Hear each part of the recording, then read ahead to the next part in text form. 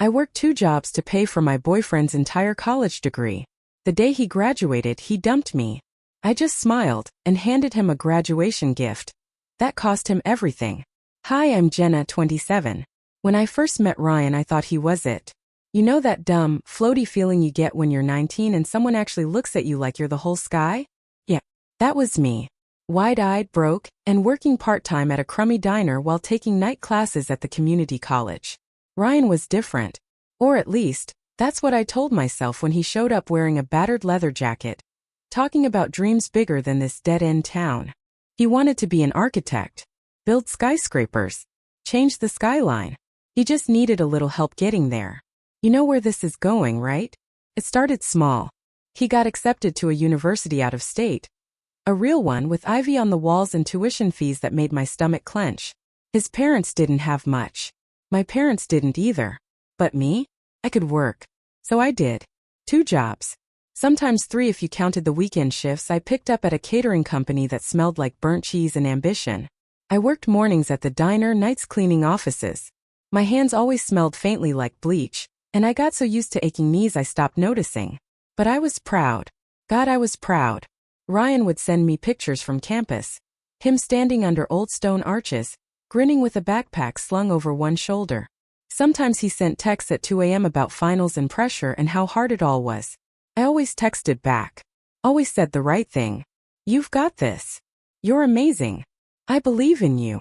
And every 2 weeks, like clockwork, part of my paycheck went straight into his account. It's our future, he'd say, his voice thick with gratitude. I'm doing this for us. I clung to those words, wrapped them around me like armor.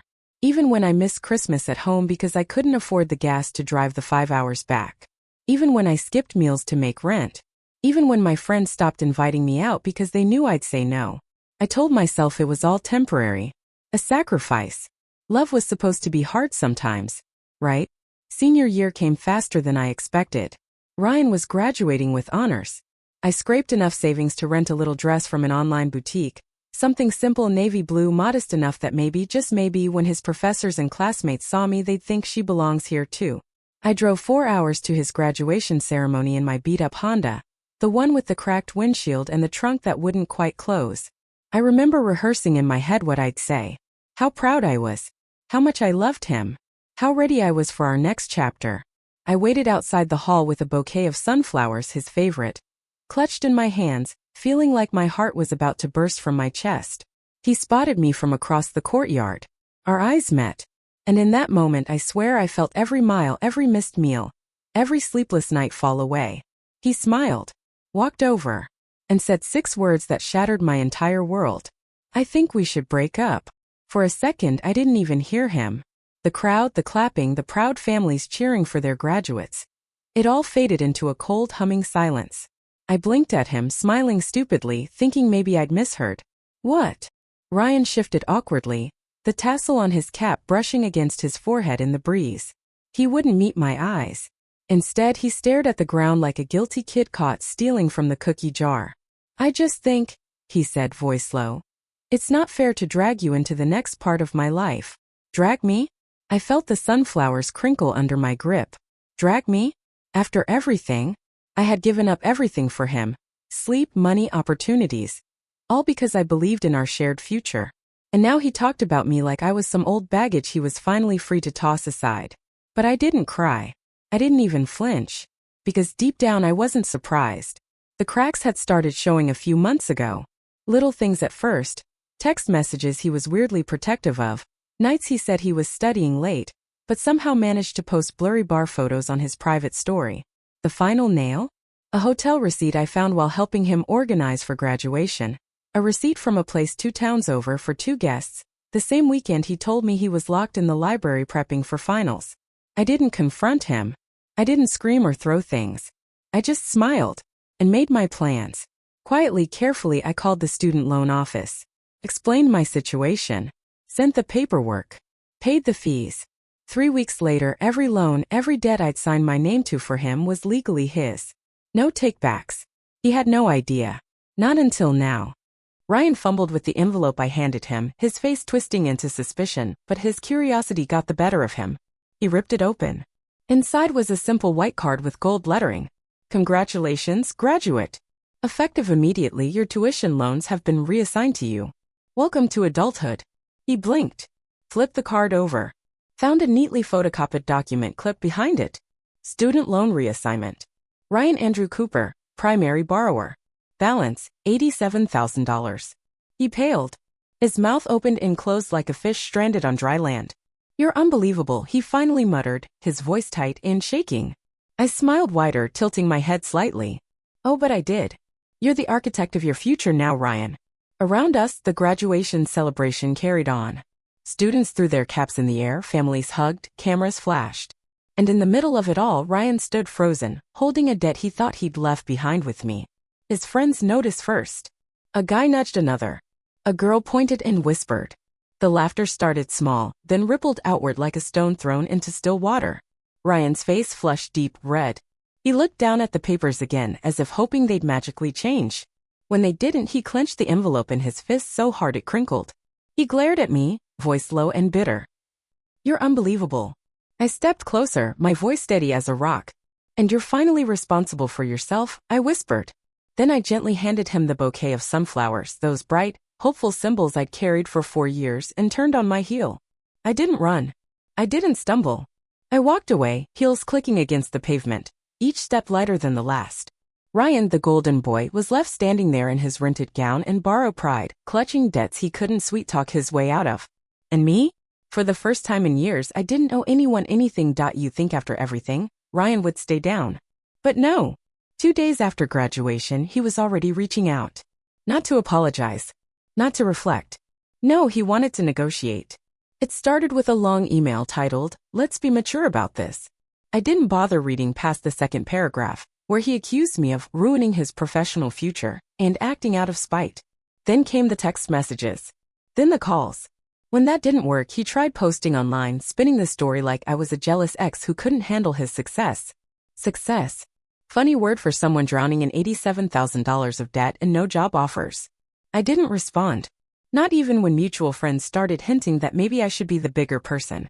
I had been the bigger person for 4 years. Now, I was just done. But the real kicker? The moment I knew Ryan hadn't learned a single thing, he showed up at my work. I spotted him through the glass doors before he made it inside. Still wearing that same tired hoodie, shifting from foot to foot like a nervous teenager. For a split second, something in me hesitated. Pity? No. Clarity? I stepped outside before he could come in and ruin the little life I was rebuilding. What are you doing here? I asked, arms crossed, voice calm. He shoved his hands deep into his pockets. Rain dripped from his hair. His shoes were muddy. He said, I just think we need closure. Closure. The same man who left me the day he graduated was now begging for closure. I didn't say a word. Instead, I pulled out my phone, opened a folder labeled Ryan, Evidence, and flipped through photo after photo after photo. Receipts. Screenshots. Hotel bookings in his name, with his signature, on nights he said he was studying. The look on his face when he realized I knew, had always known, was almost sad. You think I didn't see you lying? I said, my voice soft. You think I didn't notice when my hard-earned money disappeared into designer shoes and drinks you didn't even bother hiding? Ryan's mouth opened, closed. He looked smaller now. Smaller than I remembered. But I didn't feel triumphant. I just felt free. You lost more than money, Ryan, I said. You lost the only person who ever believed in you when no one else did.